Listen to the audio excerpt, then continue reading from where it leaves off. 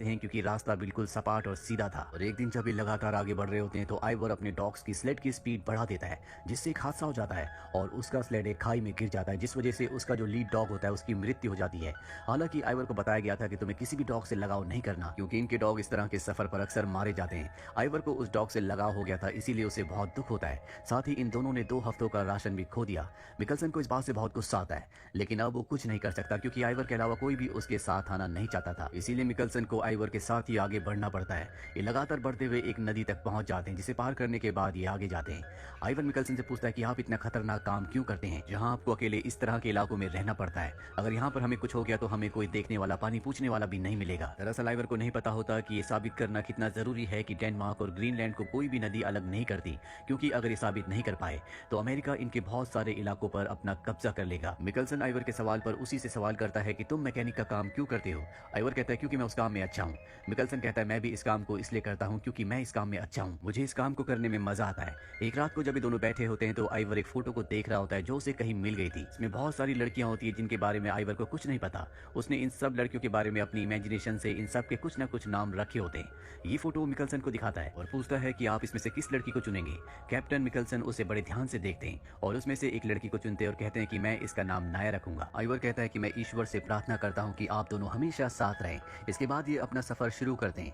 अब धीरे धीरे वक्त बीतता और इन्हें 1 महीना हो जाता है। वक्त बीतने के साथ इनका सफर और भी मुश्किल होता चला जाता है, जिस वजह से मिकलसन को बार बार गुस्सा आता है। लेकिन आइवर का बर्ताव ज्यों का त्यों रहता है। इनके बहुत सारे डॉग्स भी अब मारे जा चुके हैं और मरे हुए डॉग्स को ये दूसरे डॉग्स का भोजन बना देते हैं। हालांकि ये दोनों के दोनों थक चुके हैं, लेकिन लगातार ये अपने सफर पर आगे बढ़ते चले जाते हैं और इस तरह से इन्हें 84 दिन हो जाते हैं। आइवर को इस बात का बिल्कुल भी अंदाजा नहीं है कि इनका सफर कहां पर खत्म होगा। इसीलिए मिकलसन से कहता है क्या हमें वापस चलना चाहिए क्योंकि हमारा खाना खत्म हो चुका है। मिकलसन कहता है कि बिना सबूत की हम वापस नहीं जा सकते। हमें पत्थरों की दीवार तक, जिसे केन कहा जाता है, जिसे पिछले खोजकर्ताओं ने बनाया था, जहां पर उन्होंने सबूत रखा है जो ये साबित करती है कि ग्रीनलैंड और डेनमार्क दोनों एक ही है। कोई भी झील या नदी उन्हें अलग नहीं करती। वहां तक पहुंचना होगा। अब एक दिन जब ये बैठे होते हैं तभी इन्हें वो पत्थरों की दीवार यानी कि केन दिख जाती है, जिससे बहुत खुश होते हैं। ये दौड़ते हुए उस तक जाते हैं और उसके अंदर इन्हें वो नक्शा मिल जाता है जो पिछले खोजकर्ताओं ने बनाया था। साथ ही उसमें एक लेटर भी मिलता है जिसमें लिखा होता है कि हम आगे तक गए थे, अंत तक हमने देखा, लेकिन वहां पर कोई भी ऐसी नदी या झील नहीं है जो डेनमार्क और ग्रीनलैंड को अलग करती हो। यहाँ पर पिछले खोजकर्ताओं ने खाने की कुछ चीजें भी रखी होती है।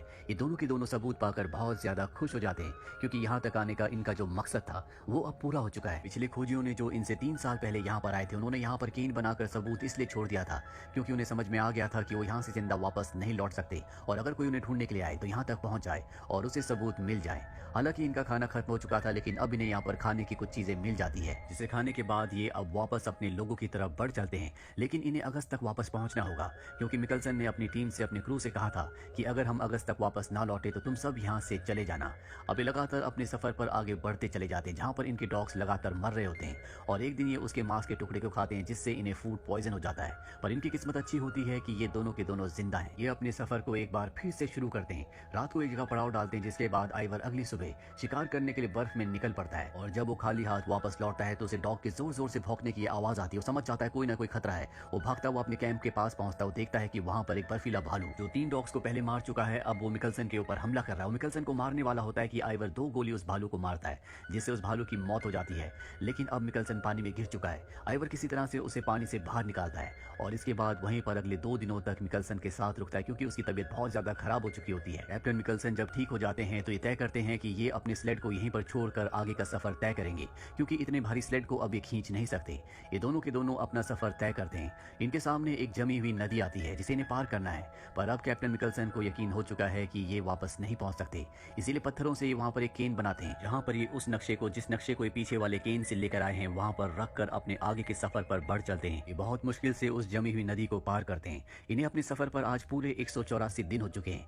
ये लगातार आगे बढ़ते चले जाते हैं और तभी इन्हें अपने शिप का टॉप दिखता है, जिसे देखकर ये दोनों के दोनों बहुत खुश हो जाते हैं। ये अपने साथियों को आवाज लगाते हैं, लेकिन इन्हें कोई भी जवाब नहीं देता क्योंकि सब के सब वापस जा चुके हैं और जिस जहाज का टॉप इन्होंने देखा था वो टूट चुका होता है। उसी की लकड़ी से इनके साथियों ने इनके लिए एक केबिन बनाया होता है, जिसके अंदर इनका 1 साल का राशन भी रखा होता है। ये दोनों के दोनों अंदर चले जाते हैं। इन्हें बहुत दुख होता है कि इनके साथी वापस लौट गए, लेकिन यहाँ पर मिकलसन अपनी हिम्मत नहीं हारता।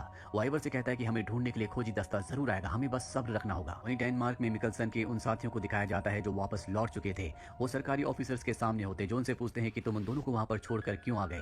वो बताते हैं कि हमारा जहाज टूट चुका था, हमें वहां पर मछली पकड़ने वालों ने बचाया, अगर हम उनके साथ वापस वापस लौट कर नहीं आते तो हम सब के सब मारे जाते।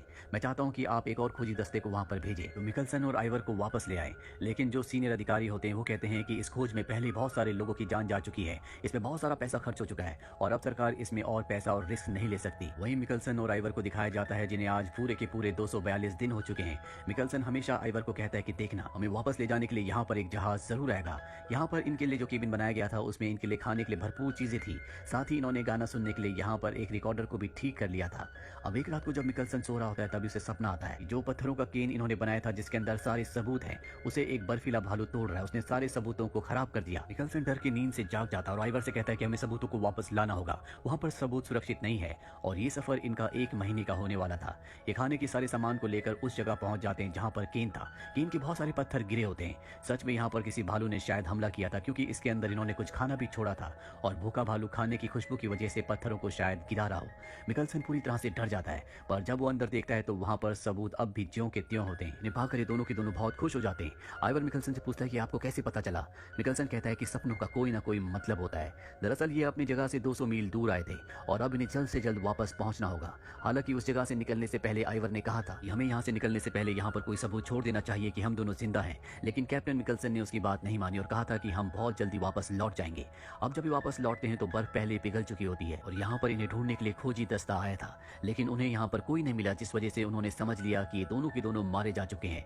इसका मतलब ये है कि अब इन्हें यहाँ पर वापस लेने के लिए कभी कोई नहीं आएगा। आइवर इस बात से पूरी तरह से टूट जाता है। अति मिकलसन को भी गुस्सा आता है। उसे एहसास होता है कि उन्हें यहाँ पर नोट छोड़कर जाना चाहिए था।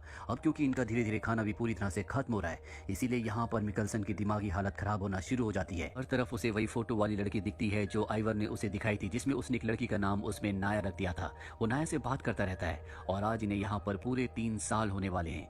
वहीं हमें डेनमार्क में दिखाया जाता है जहाँ पर मिकलसन का जो दोस्त होता है, जिसने एक बार पहले भी इनके लिए मदद भिजवाई थी, वो एक बार फिर से अपने सीनियर ऑफिसर के पास जाता और कहता है कि मुझे पूरा यकीन है कि मिकलसन और आइवर दोनों के दोनों जिंदा है, क्योंकि जब उन्हें ढूंढने के लिए मदद भेजी गई थी तो उन्हें उस केबिन के अंदर खाने पीने के जूठे बर्तन मिले थे, जिससे साबित होता है कि वो दोनों के दोनों जिंदा हैं। उनके पास सबूत हैं, हमें उन्हें लेने के लिए एक बार फिर से जाना चाहिए। लेकिन उसकी रिक्वेस्ट को पूरी तरह से खारिज कर दिया जाता है। वही हमें दिखाया जाता है कि मिकलसन और आइवर अब दोनों के दोनों पूरी तरह से थक चुके हैं। इन दोनों की उम्मीद पूरी तरह से टूट चुकी है, क्योंकि आज इन्हें पूरे 3 साल यहाँ पर बीत चुके हैं और कोई इन्हें दोबारा लेने के लिए नहीं आया। एक दिन आइवर मिकलसन को कहता है कि मैंने उसी फोटो वाली यानी कि नाया को अपने सपनों में देखा। इस बात से मिकलसन को बहुत गुस्सा आता है। वो उसके ऊपर हमला कर देता है और हमले में वो उस पर गोली भी चला देता है, जिससे इनके पास 2 गोलियों में से अब एक ही गोली बचती है। हालांकि आइवर की तरफ गोली जरूर चलाई थी, लेकिन वो इससे बाल बाल बच गया। अब ये कैप्टन मिकलसन को समझाता है। ये दोनों के दोनों अपने केबिन के अंदर चले जाते हैं और अगली सुबह इनका कोई दरवाजा नॉक करता है। इन्हें एहसास होता है कि बाहर कोई है। ये समझ जाते हैं कि बाहर कोई बर्फीला भालू है जो इनके ऊपर हमला करना चाहता है, इन्हें मारना चाहता है।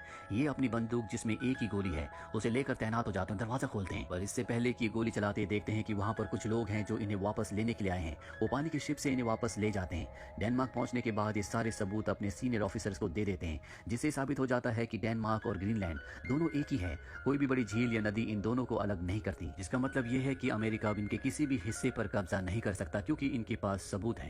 ये दोनों के दोनों बहुत फेमस हो जाते हैं क्योंकि इन्होंने ऐसा काम किया है जो शायद ही कोई कर पाता। यहाँ पर कैप्टन मिकलसन से वो फोटो वाली लड़की भी मिलने आती है जिसका नाम उसने नाया रखा था। दरअसल इसे कैप्टन मिकलसन पहले से जानता था। ये दोनों एक दूसरे से प्यार करते थे। इस बारे में आइवर को नहीं पता था, पर अब आइवर को समझ में आ जाता है कि जब उसने कैप्टन मिकलसन को कहा था कि नाया उसके सपनों में आई थी तो क्यों उन्होंने उसके ऊपर गोली चलाई, क्यों वो अपना आपा खो बैठे थे। 1 साल बाद मिकलसन नाया से शादी कर लेते हैं। मिकलसन और आइवर जिंदगी भर दोस्त बन के रहते हैं और आइवर ने कभी भी दोबारा से उस बर्फीली जगह पर, जिसे आर्टिक कहा जाता है, वहां पर कदम नहीं रखा। अंत में इन दोनों की असली फोटो को भी दिखाया जाता है, जिससे हमें इनके असली चेहरे दिखते हैं। और इसी के साथ ये सच्ची कहानी जिसका नाम है अगेंस्ट द आइस यहीं पर खत्म हो जाती है। उम्मीद करते हैं कि ये कहानी आपको पसंद आई।